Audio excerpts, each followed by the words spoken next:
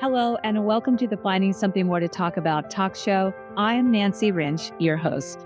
My guest today is someone who knows what it means to rebuild, to rise, and to reach back to lift others. Tiffany Sumner is an autism and mental health advocate, a business owner, and a woman of deep faith and determination.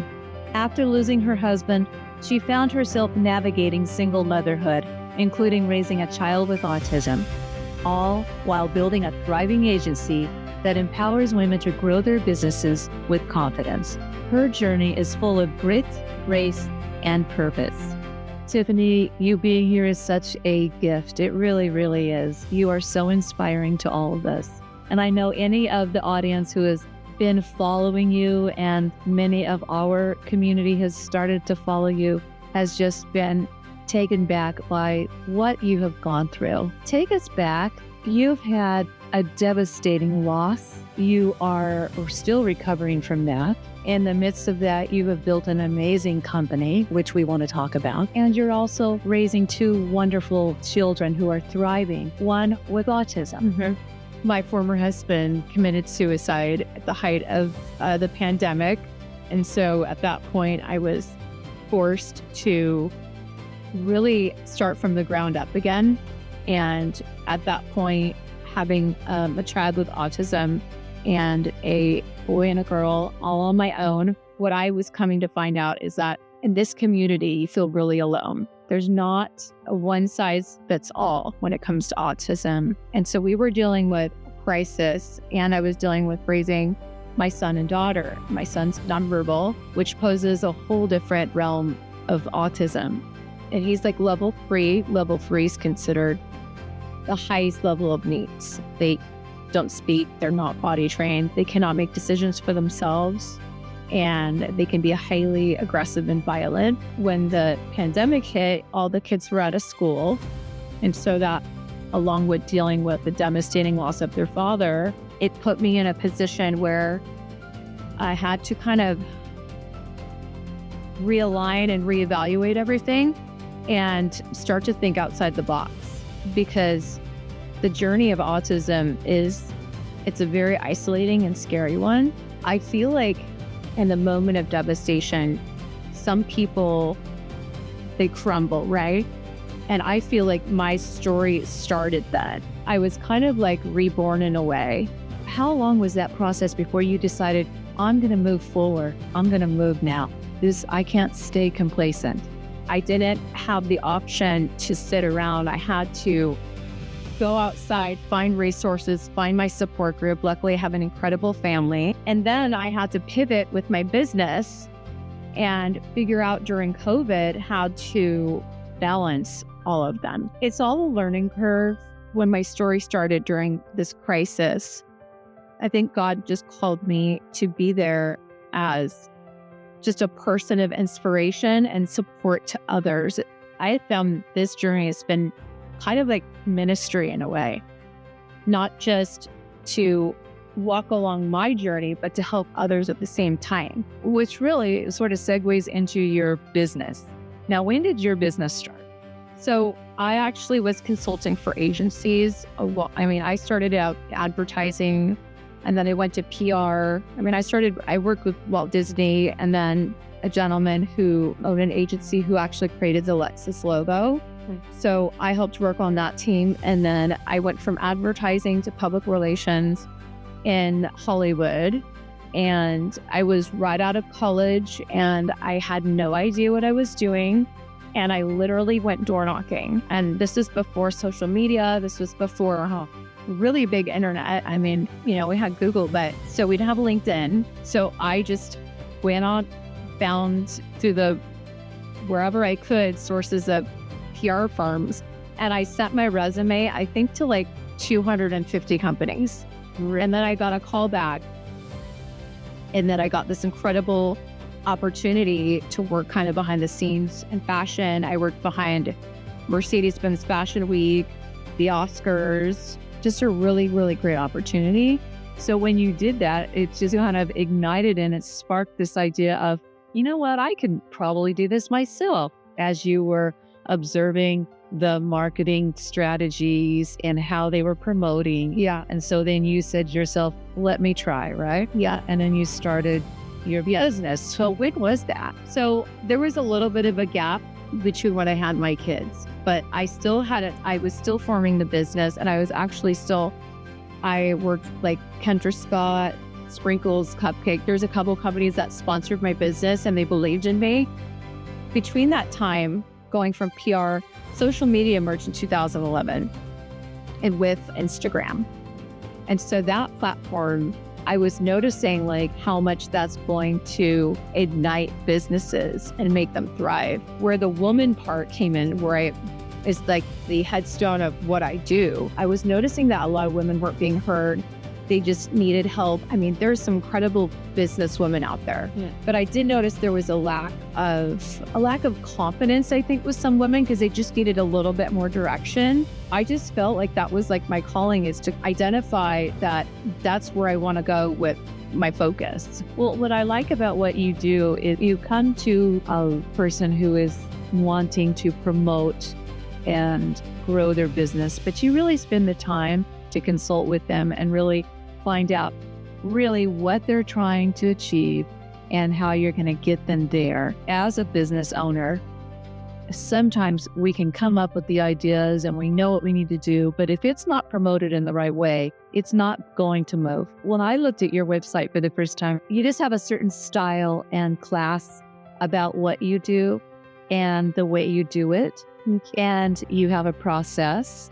And I really appreciate that. I think you're absolutely amazing at what you do. Is there any fun stories or interesting stories that you can share about some of your journeys with your business? Something kind of quirky or fun? When right before I was going into my field, helping executive assist behind the scenes, you really like learned to deal with crisis situations, right? And so if anything falls between the seams, you are automatically put in a position where you have to really like start thinking outside the box, like I said before. And so there was a situation, I can't remember, it was like an actress, and we had her coming in for the Oscars, and we had gifting suites. And so I was helping kind of organize those too. We had all of these things that were going to help with the marketing, and the designer got the wrong order or something happened. And so we had to figure out behind the scenes how to quickly come up with solutions. Finding solutions is something that I love to do. With some women in business, I feel there's a trend, and I feel like they have a great idea, but they don't know how to execute it. And so in order to help execute it, I think you just need a little bit of that support push from a company, a consultant. And that's kind of where it was like a derivative. Like I was forced to have kind of situations that help make me learn and grow. That's what I love to do. What do you do for your self-care? Now, you run this amazing business. You have circles and circles of contacts and connections and community. You have your family and your kids, and then there's you. Mm-hmm. What is it that you do personally each day to be healthy? I knew nothing about mental health until I was forced into a situation that I was in with my kids. I really learned a lot around that time, because you have to put the oxygen mask on you first. And that was a really hard thing for me to understand, because I am such the person, I like to control everything and make sure everything's perfect. And I started neglecting myself because I didn't realize when you're kind of in fight or flight, you're like in this state of consistent stress. What I started to do, I didn't really have a big support system other than my parents. My former husband's family was not involved in any way. The first thing I did was to start researching support groups, because it's a very lonely journey with mental health. That's definitely a huge thing that parents suffer from, being a parent to a child with autism. So what I did for myself, believe it or not, it was just simply finding a support group first, and then learning to kind of love myself again and give myself the patience and grace that you need Let me ask you differently. What regimen do you follow each day? If you shift a little bit, there's the mental health, but there's a balance that we must have. And the 3 pillars of finding something more is the finding being the doing. And I always say when I do speaking engagements is the finding is your spiritual well-being, your being is your personal growth and development, and the doing is your outreach. And if one of those 3 are deficient, then we don't feel well and we are complacent and we can get depressed and that. So there's balance. How do you keep the balance? I thank God every day because He is the reason we're here and that I'm here. And so when I was going, the height of our I don't like to call it situation, but what we were dealing with, it really tested my faith, and it tests a lot of people's faith because you try and understand and wrap your head around why certain things happen and what is the lesson that God's trying to show us or have us experience. Is He using us to help others? Is like, there's always a reason. And so there was a point where I thought I was going to die and my son was choking me while I was driving, because of his autism. I mean, he was breaking windows in the house, TVs, like put 50 holes in the wall. I had permanent injuries on my body from it. And I just prayed every day and I thanked God, even though my situation was so tragic and devastating. This is a world that people, they only see sometimes when they show it on like the nightly news about stories like my family. It's probably a 5% of all autism that we land in that's the most severe. So one of the things is I thank God every day. That alone, it fulfills me, and He saved me. And so there was a point where I was on my knees praying and I said, I don't know what else to do. And I just asked Him thoroughly to just give me an answer to save my family. I got a call the next week. They had a placement for my son in a crisis home. I mean, like 6 days later. And that was like my biggest prayer answered and turning point. Life situations, circumstances, devastations, it drops you to your knees. And I know you're a woman of faith, and I guess your entire life, maybe I don't know that part, but I know you are. And it drives us up. And that's where you needed to be. And when you are obedient, which you have, and God calls us to be obedient through these circumstances.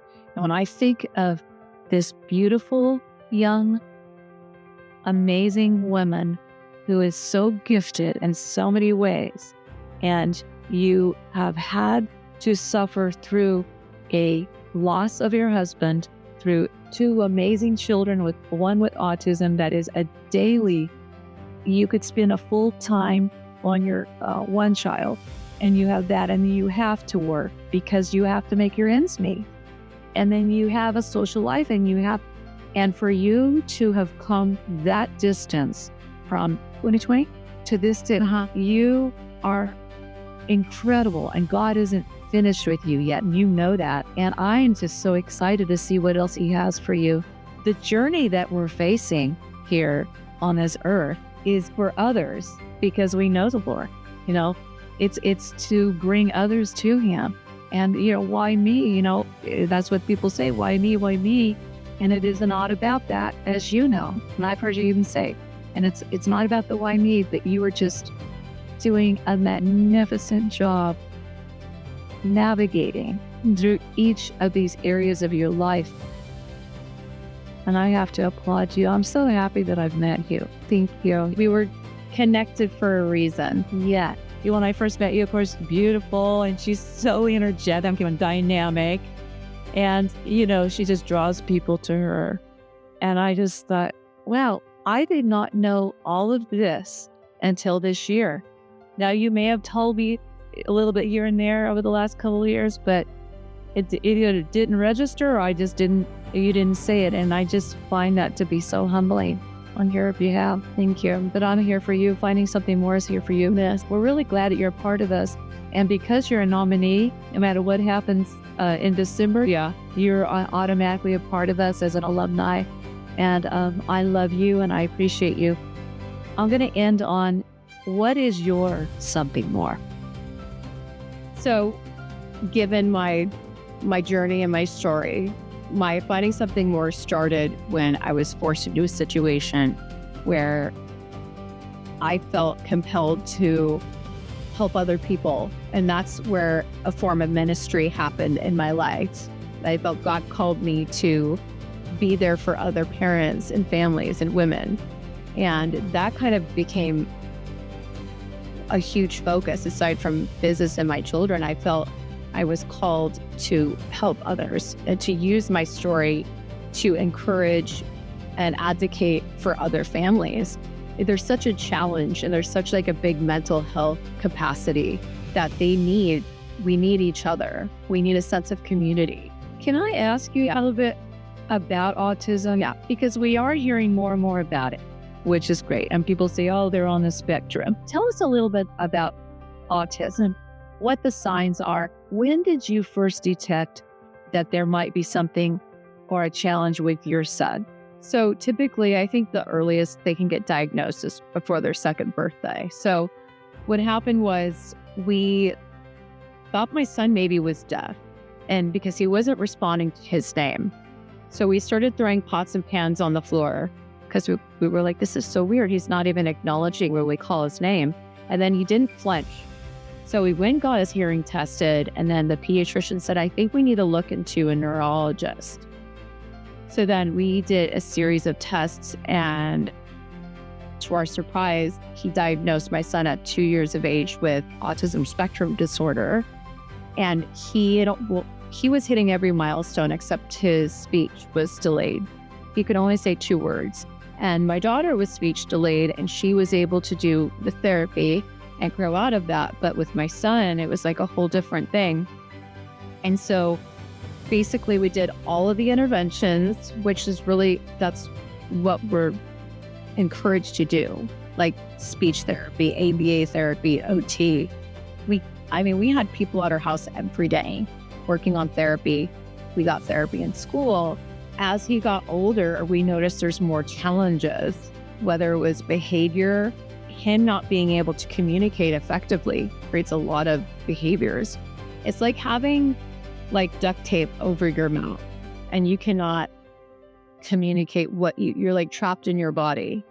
As the years went by, my former husband suffered tremendously from mental health, and he had already had some challenges. But when you're a caretaker, and they just made a documentary about this, the amount of stress that you undertake is so heavy that some people will never, ever be able to understand. And I'm going to just stop and just pause I want to say something about that. And you are absolutely right. To give an example that's so different than this, but when you said caregiver, because when my mother was ill and she came here for a year, it was unbelievably difficult emotionally and mentally for me. And even though we had 24-hour caregivers here, it would be like, well, what's the big deal?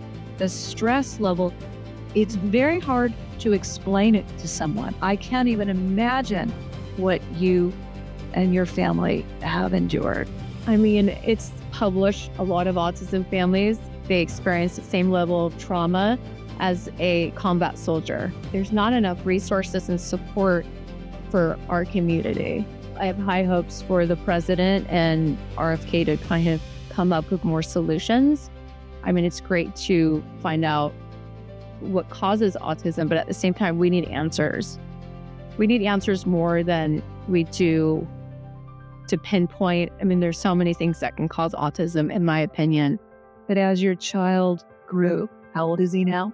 He's 11. It just got worse and worse. We tried every intervention we did. I think we've tried 6 antipsychotics. We've done every single vitamin everything you can imagine. I think we're down to like one last drug we haven't tried.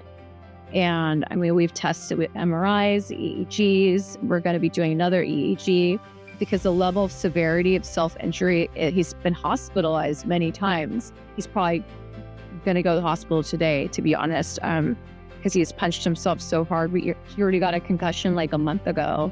And I think now he's probably have a TBI. So I was very lucky to get the opportunity to get him into a home that offers that support, because there's many families across the nation who are suffering to such an extent they do not have the support.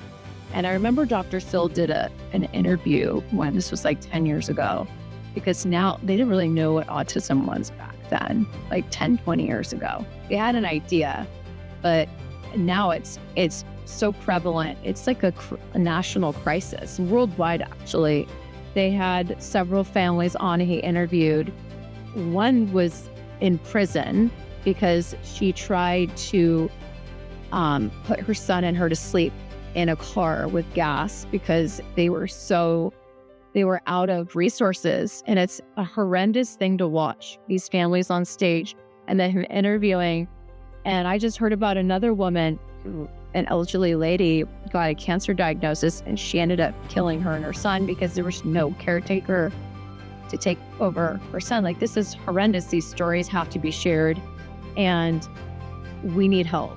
I mean, the resources are so slim. So when I got the opportunity to get Ford in this crisis home, and it saved her life, I don't even know where I would be right now had I not had that opportunity. So there's a lot of families like me that are put in a very dire situation. They have to come up with other solutions. I didn't have a husband or partner to help navigate this journey.